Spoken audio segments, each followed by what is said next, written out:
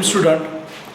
Today we are going to see the topic, second topic from mathematics first, matrices. आपण हा जो topic बघणार आहे तो बोर्डाप्रमाणे जसा सिलेबस आहे तसाच बघणार आहे. In 11th standard we have studied topic matrix, in which we have seen the definition of matrix, the various types of matrices, then we have seen the transpose of matrix, algebra of matrix, addition, subtraction, multiplication of a matrix. Now we see the next part of matrix. In this topic, initially we started with elementary transformation. Elementary transformations. Elementary transformation. So first transformation is interchange any two rows or columns of a matrix. तर हे first transformation आहे. आपण एखाद्या मॅट्रिक्सचे कोणतेही दोन रोज किंवा कोणतेही दोन कॉलम्स इंटरचेंज करू शकतो. आणि लिहितात कसं बघा, here in general R I interchange with R J. याचा अर्थ काय, आयथ रोच्या जागी जेथ रो ठेवायचं, जेथ रोच्या जागी आयथ रो ठेवणार आपण. Similarly C I interchange with C J means ith कॉलमच्या जागी जेथ कॉलम रिप्लेस करणार, जेथ कॉलमच्या जागी आयथ कॉलम ठेवणार. For example, suppose A B the matrix of order 2/3 1 4 -9 2 3 1. And suppose there is transformation C2 interchange with C3. C2 interchange with C3. This means we replace C2 by C3 and C3 by C2. So therefore, again this matrix equivalent to 1 2 as it is. So there is no change in first column. We will interchange only second and third column. So -9 1 4 3. Similarly, for row transformation, suppose B be the matrix 1 -4 3 2, and there is transformation R1 interchange with R2. याचा अर्थ काय, तर R1 च्या जागी R2, R2 च्या जागी R1 replace करायचं. So B equivalent to, so 3 2 1 -4. हा आफ्टर ट्रान्सफॉर्मेशन हा मॅट्रिक्स आहे. तर दुसरा रो पहिला झालेला आहे, पहिला रो दुसरा झालेला आहे. So this is interchange of any two rows or columns. 3/3 मॅट्रिक्ससाठी सुद्धा आपण हे करू शकतो सिमिलर. हे सिंपल ट्रान्सफॉर्मेशन आहे.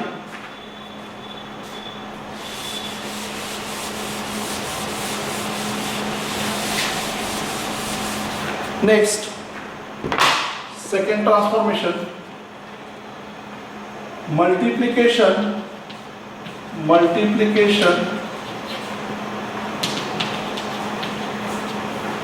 of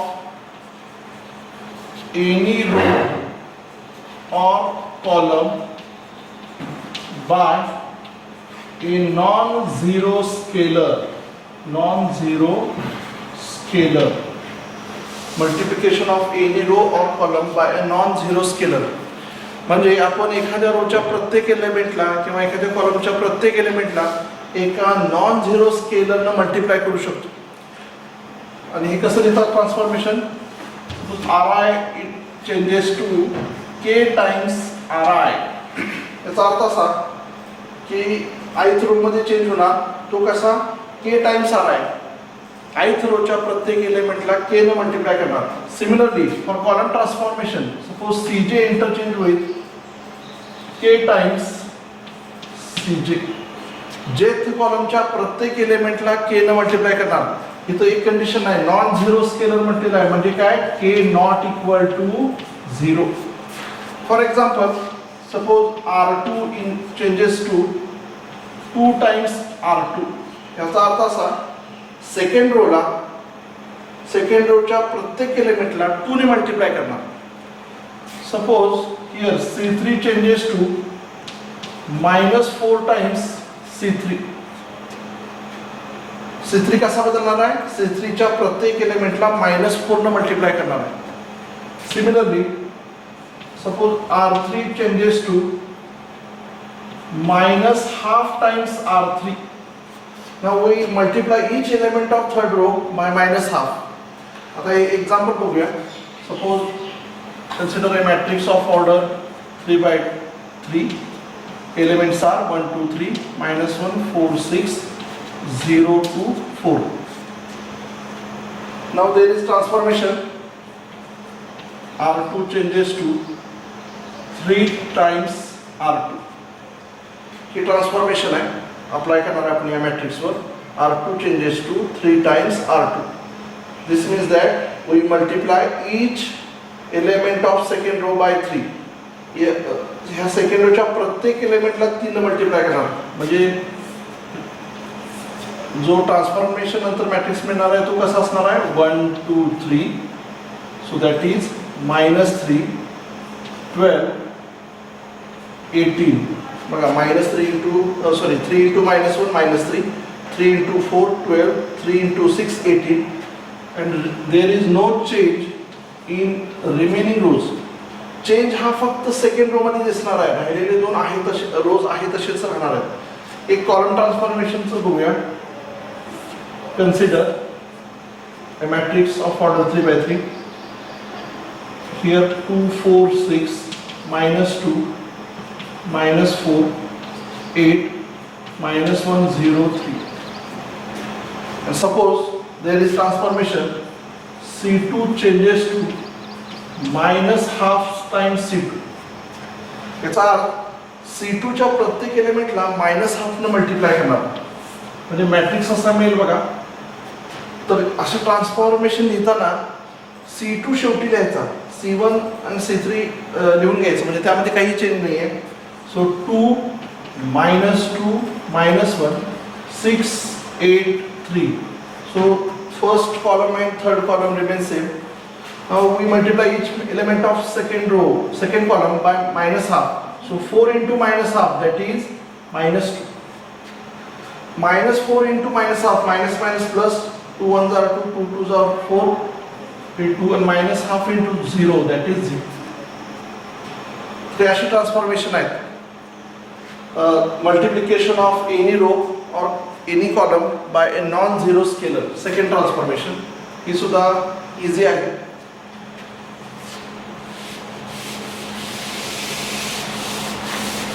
next third transformation. आता हे महत्त्वाचं आहे, थोडंसं ह्या पहिल्या दोनपेक्षा वेगळं आहे. Adding non-zero scalar multiple of any row, adding non-zero scalar multiple of any row or column to another row or column. हा याचा अर्थ काय बघा, एखाद्या रोच्या प्रत्येक एलिमेंटला नॉन झिरो स्केलरने मल्टिप्लाय करू, एखाद्या रोच्या प्रत्येक एलिमेंटला नॉन झिरो स्केलरने मल्टिप्लाय करून दुसऱ्या एखाद्या रो किंवा कॉलम मध्ये मिळवला असता मिळवायचं. बघा, adding non zero multiple of any row or column to another row or column. हे कसं लिहितात, transformation Ri changes to Ri plus 3Rj. याचा अर्थ काय बघा, Ri बदलणार आहे. Ri changes to कसा, तर Ri मध्ये जेथ रोला 3 ने मल्टिप्लाय करून ith रो मध्ये मिळवणार आहे. जेथ रोच्या प्रत्येक एलिमेंटला 3 ने मल्टिप्लाय करून ith रो मध्ये ऍड करणार आहे. Similarly suppose ci changes to ci minus 2 cj. याचा अर्थ काय? ith कॉलम मध्ये चेंज होणार आहे. जेथ कॉलमच्या प्रत्येक एलिमेंटला 2 ने मल्टिप्लाय करून ith कॉलम मधून मायनस करणार आहे, सबट्रॅक्ट करणार आहे.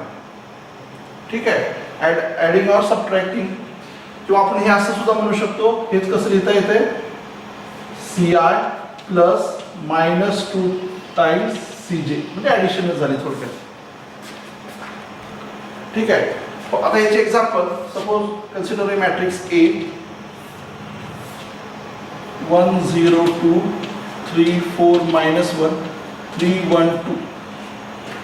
Transformation is R1 changes to R1 plus 2R3. Transformation R1 changes to R1 plus 2R3. So therefore matrix after transformation. आता बघा हे कसं लिहिताना कसं लिहायचं? R1 बदलणार आहे. Change will occur in only in R1. Change फक्त R1 मध्ये असणार आहे. राहिलेल्या रो मध्ये काही चेंज नसणार आहे. त्यामुळे ते लिहून घ्यायच्या अगोदर 3 4 minus 1 3 1 2 हे राहिले दोन रो. R1 मध्ये बदल कसा आहे? थर्ड रोच्या प्रत्येक एलिमेंटला 2 ने मल्टिप्लाय करून फर्स्ट रो मध्ये ऍड करायचं. म्हणजे बघा 3 into 2 6 6 1 मध्ये ऍड करायचं म्हणजे काय येईल? 7.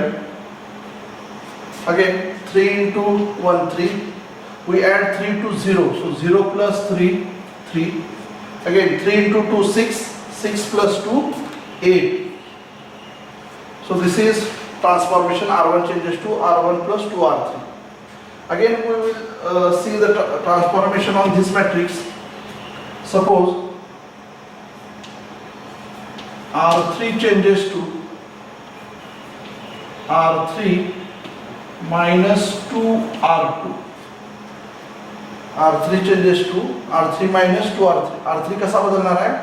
तर R2 च्या प्रत्येक एलिमेंटला 2 ने मल्टिप्लाय करून R3 मधून सबट्रॅक्ट करणार आहे. So consider transformation. There is change in R3. Remaining rows as it is. R3 बदलणार आहे. त्यामुळे 7 3 8 3 4 minus 1. आता बघा R3 मध्ये त्याला 2 ने मल्टिप्लाय करून ह्यातून सबट्रॅक्ट करायचं. 3 into 2 6 6 3 मधून सबट्रॅक्ट करायचं म्हणजे 3 minus 6 minus 3. अगेन 2 into 4 8 8 1 मधून सबट्रॅक्ट करायचं आहे. 1 minus 8 minus 6. Again 2 into minus 1 minus 2 minus 2 या 2 मधून सबट्रॅक्ट करायचं आहे म्हणजे 2 minus of minus 2 plus 2 that is 4. So this is row transformation.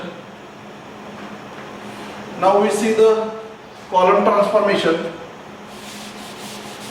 on the same matrix. Suppose C1 changes to C1 plus 4 C3. तर C1 कसा change होणार आहे? Third कॉलमच्या प्रत्येक एलिमेंटला 4 ने मल्टिप्लाय करून C1 मध्ये ऍड करणार. तर बघा कसं ट्रान्सफॉर्मेशन दिसेल. सो देअरफॉर C1 मध्ये बदल असणार आहे. राहिलेले एलिमेंट तसेच लिहून घ्यायचे. 0 4 1 2 minus 2 sorry 2 minus 1 2. So there will be change in first column. बघा C3 च्या प्रत्येक एलिमेंटला 4 ने मल्टिप्लाय करून C1 मध्ये मिळवायचं, ऍड करायचं. 4 into 2 8 8 added to 1 1 plus 8 9. Again 4 into minus 1 minus 4 added to 3 3 minus 4 so minus 1. 4 into 2 8 added to 3 3 plus 8 11. So this is the column transformation. So we need this transformation for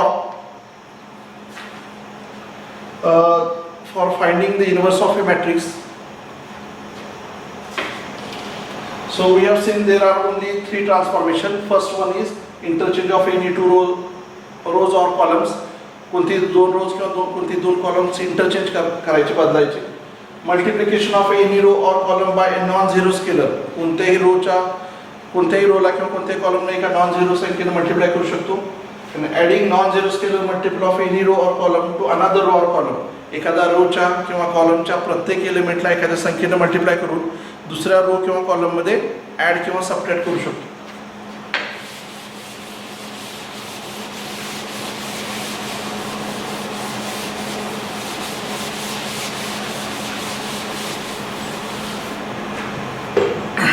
ठीक आहे. Next, inverse of a matrix. Inverse of a matrix. ही main concept आहे, inverse of a matrix. बघा 11वी मध्ये तुम्ही addition of two matrices बघितला. How to add two matrices, subtraction of two matrices, scalar multiplication of matrix and multiplication of two matrices हे झालेलं आहे. पण डिव्हिजन ऑफ टू मॅट्रायसेस तुम्हाला झालेलं नाही आहे. ठीक आहे. किंवा आपण दोन मॅट्रिक्सचे डिव्हिजन करू शकत नाही. पण ते थोडंसं इनवर्स ऑफ ए मॅट्रिक्स म्हणजे डिव्हिजन ऑफ ए मॅट्रिक्स सारखंच आहे. आता definition, let A B the square matrix, A B the square matrix of order n. A हा स्क्वेअर मॅट्रिक्स आहे, म्हणजे त्याचे रोज आणि कॉलम समान आहेत, म्हणजे त्याचे रोज n आहेत, कॉलम सुद्धा n आहेत. Let A B the square matrix of order n and capital B be the square matrix of same order, means order n, same order, such that AB is equal to BA is equal to I. या दोन matrix same ऑर्डरचे, square matrix आहेत same ऑर्डरचे, आणि हे असं व्हायला पाहिजे. A into B is same as B into A is equal to identity matrix where I is the identity matrix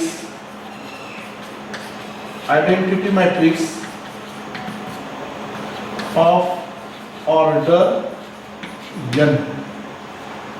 I काय identity matrix आहे of same order. Then B is called inverse of A.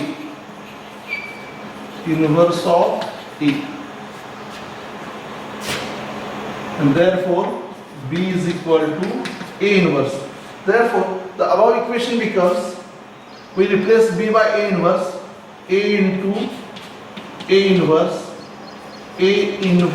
into A is equal to identity matrix. मैं पुन्हा एकदा explain करतो. Let A be the square matrix of order n and B be the square matrix of same order such that A B हे दोन same ऑर्डरचे matrix असे आहेत की त्यांचा प्रोडक्ट काय आला पाहिजे, identity matrix, where I is identity matrix of same order, then B is called inverse of A, denoted by B is equal to inverse. So this is the equation. A into A inverse is equal to I. आता ही real नंबरच्या सिस्टीमशी resemble आहे, ॲनालॉगस आहे. कसं बघा, समजा 2 into which number is equal to 1. 2 बरोबर कोणती संख्या 1 येईल, तर 2 गुणिले 1/2 म्हणजे 1 येईल. म्हणजेच मी हे असं लिहू शकतो 2 into 2 raised to minus 1 is equal to 1. बघा यासारखीच आहे. A into A inverse is equal to I. 2 into 2 inverse is equal to 1. आता 1 म्हटलं की हा रियल नंबर मधला 1 आहे. कोणती संख्या गुणिले 1 म्हणजे तीच संख्या येते. Similarly I be the one of matrix algebra. Identity matrix हा मॅट्रिक्स अल्जेब्रा मधला 1 असतो, कारण कोणताही मॅट्रिक्स समजा I into B is again matrix B. Identity मॅट्रिक्सला कोणत्याही मॅट्रिक्सने गुणला असता तोच मॅट्रिक्स येतो. ठीक आहे. Similarly suppose here 5 into which number is 1, so 1 by 5. 1 by 5 means 5 into 5 inverse of 1. म्हणजे थोडक्यात आपण त्या मॅट्रिक्सचा रेसिप्रोकल करतो. 2 चा रेसिप्रोकल 1 by 2, न्यूमरेटरचा डिनॉमिनेटर, डिनॉमिनेटरचा न्यूमरेटर. 5 चा reciprocal 1 by 5, 5 raised to minus 1, 1. तर इन्व्हर्स म्हणजे थोडक्यात आपण असं म्हणू शकतो की त्या मॅट्रिक्सचा काय असतो, तो रेसिप्रोकल असतो.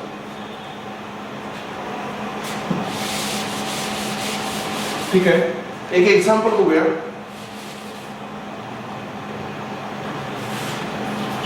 Example, let A be the matrix, let A be the matrix and B be the matrix of same order. A has square matrix of order 2 by 2, B again square matrix of order 2 by 2.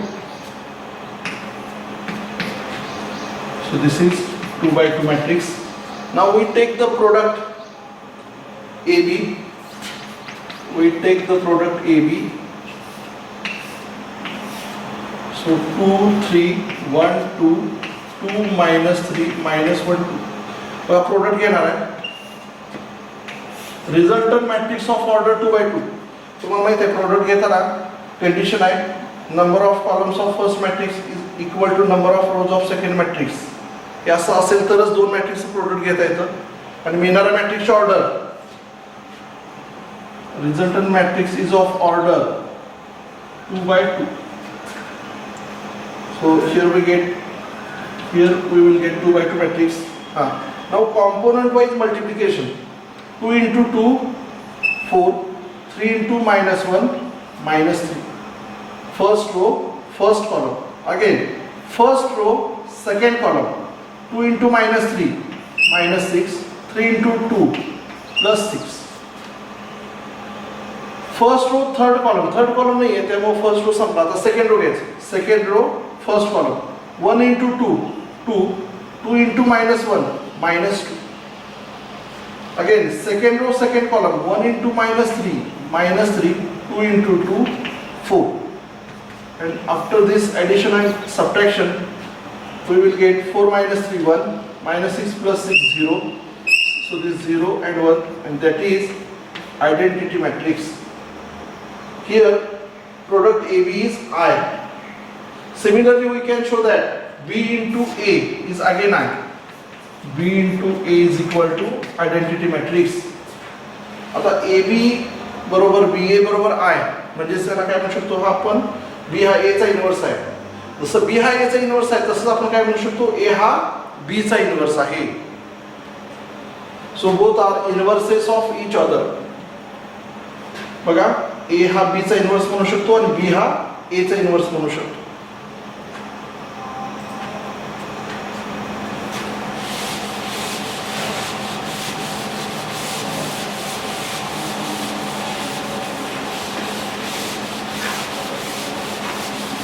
Next,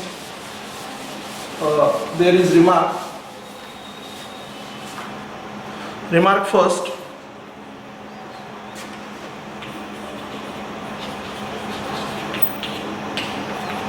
Remark first. A matrix is invertible if its inverse exists. Matrix is invertible if its inverse exists. दिलेलं matrix इन्व्हर्टिबल म्हणजे काय, त्याचं inverse exist असायला पाहिजे. Second remark, आता प्रत्येक मॅट्रिक्सचा inverse exist नसतो. प्रत्येक स्क्वेअर मॅट्रिक्सचा इन्व्हर्स एक्झिस्ट नसतो. मग कोणत्या मॅट्रिक्सचा इन्व्हर्स एक्झिस्ट असतो? If matrix is non singular, then and only then if matrix is non-singular, then its inverse exists. जर मॅट्रिक्स नॉन सिंग्युलर असेल तर आणि त्या मॅट्रिक्सचाच इन्व्हर्स एक्झिस्ट असतो. कोणत्याही स्क्वेअर मॅट्रिक्सचा इन्व्हर्स काढता येत नाही, फक्त अशा मॅट्रिक्सचा इन्व्हर्स काढता येतो की जो कसा आहे, नॉन सिंग्युलर आहे. नॉन सिंग्युलर म्हणजे काय, that is its determinant value not equal to 0. त्या मॅट्रिक्सची डिटर्मिनंट व्हॅल्यू 0 नसायला पाहिजे, तर तो मॅट्रिक्स काय असतो, non singular. For example, suppose A B the matrix 4 2 1 6. consider its determinant value, so that is 4 2 1 6. 6 into 4 24, 1 into 2 2, 24 minus 2 22, which is not equal to 0. So therefore we can say that A inverse exists. So जे matrix non singular आहे फक्त त्याचाच inverse exist असतो. जर matrix singular असेल तर त्याला inverse exist नसतो. आपण हे याच्याशी सुद्धा रिअल नंबरशी कनेक्ट करू शकतो. कसं बघा, जर 2 असेल तर 2चा इन्व्हर्स एक्झिस्ट असतो रेज टू 1. जर पण आपण असं घेतलं, समजा 0 घेतलं, 0 इंटू विच नंबर इज 1. 0 गुणिले कोणती संख्या बरोबर 1 येईल, तर असा कोणताही नंबर एक्झिस्ट नाही की 0 मल्टिप्लाय करता आन्सर 1 येईल. म्हणजे जर मॅट्रिक्स सिंग्युलर असेल, म्हणजे याची डिटर्मिनंट व्हॅल्यू जर 0 आली तर इट हॅज नो इन्व्हर्स. जसं 0ला इन्व्हर्स नाही आहे, 0ला इन्व्हर्स आपण असं लिहू शकत नाही 1/0, ठीक आहे, नॉट डिफाईन्ड. जसं 0ला त्याचा रेसिप्रोकल नाही आहे, इन्व्हर्स नाही आहे, तसं सिंग्युलर मॅट्रिक्सला त्याचा इन्व्हर्स नाही आहे, त्याचा रेसिप्रोकल नाही आहे. मॅट्रिक्स सिंग्युलर असेल तर आपण त्याचे इन्व्हर्स काढू शकत नाही.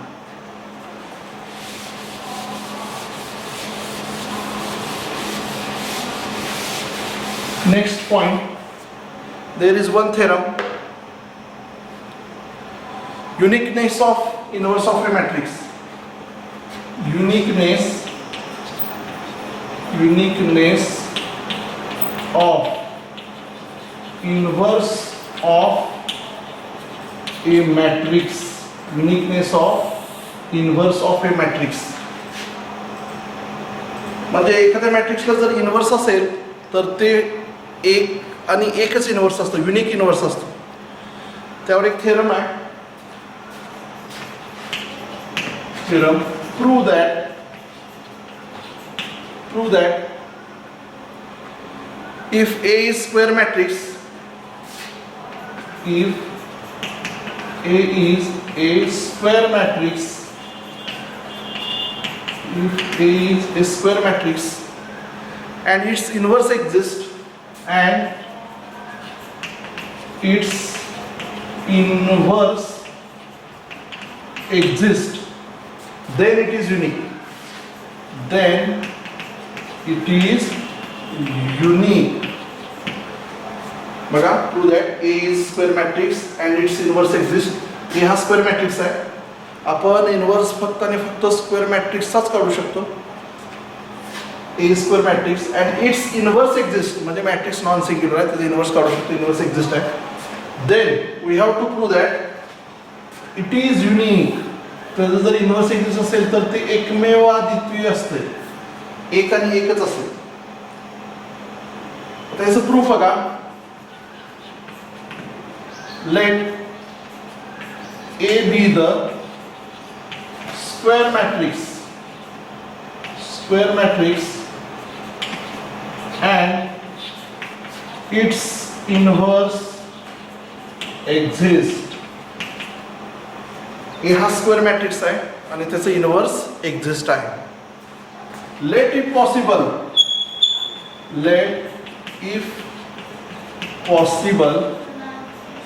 B and C are two inverses of A. आपण असं मानलेलं आहे की दिलेल्या मॅट्रिक्स A ला एक इन्व्हर्स नसून 2 इन्व्हर्स आहेत, B and C.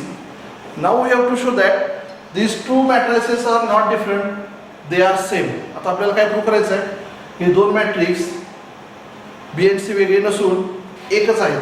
आता आता बी हा ए चा इनवर्स, म्हणून मी काय लिहू शकतो, a into B is same as b into a is equal to i. A and B, A चा बी हा इनवर्स आहे, त्यामुळे मी हे लिहू शकतो by definition of inverse of a matrix.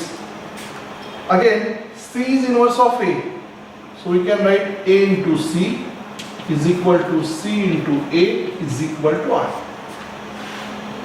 By definition of matrix लिहू शकतो.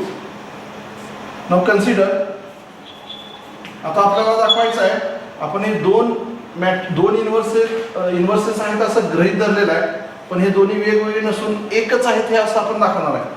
So consider b is equal to, b हा मॅट्रिक्स घेतला आहे, so b can be written as b into i. Matrix b कसा लिहिला आहे, b इंटू i, कारण identity matrix into b again b. Identity मॅट्रिक्सनं कोणत्याही मॅट्रिक्सला गुणला असतात तोच मॅट्रिक्स येतो. जसं मी 2 कसं लिहू शकतो, 2 गुणिले 1, 2 into 1 is again 2. So now